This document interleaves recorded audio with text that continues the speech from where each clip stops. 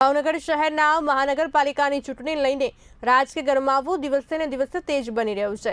આ દરમિયાન શહેરના મોતીબાગ ટાઉન હોલ ખાતે ભાજપ દ્વારા વિકાસ સંકલ્પ સંમેલનનું આયોજન ભાજપના પ્રદેશ અધ્યક્ષ જગદીશ વિશ્વકર્માની ખાસ ઉપસ્થિત રહ્યા હતા।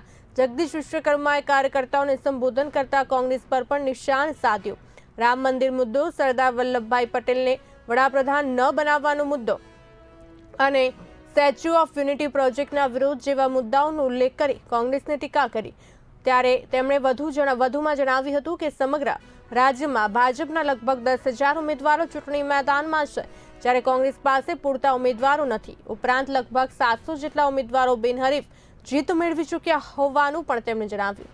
આ સંમેલન દ્વારા ભાજપે ચૂંટણી પહેલા પોતાનું સંગઠન બળ અને પ્રચાર ગતિને વધુ મજબૂત બનાવવાનો સંકેત આપ્યો છે।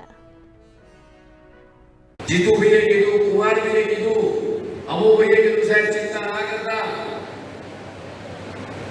आ वक्ते भारतीय जनता पार्टी ना भावनगर ना कार्यकर्ता मूड बनाई तो छे के 52 सीट भारतीय जनता पार्टी ना कमळ માં ખોડિયારના ચરણોમાં આપણે અર્પણ કરવામાં છે। ત્યારે ભાવનગરના કાર્યકર્તાઓને મારી વિનંતી છે, હું જીતુભાઈ બધા એ માં ખોડલના દર્શન કરીને આયા છે। ત્યારે માત્ર 52 કમળ નહીં, મને આપણા મીડિયાના મિત્રો અહીંયા બેઠા છે, પહેલા પૂછ્યું મને 4 દિવસ પહેલા કે સાહેબ ગત વખત કરતા આ વખતે કેટલો લક્ષ્યાંક છે,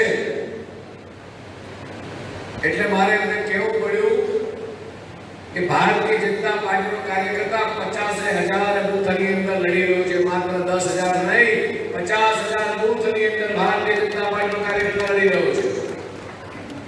ગઈ વખતે 260 જેટલી સીટો બિનહરીફ થઈ હતી, આ વખતે 700 જેટલી સીટો બિનહરીફ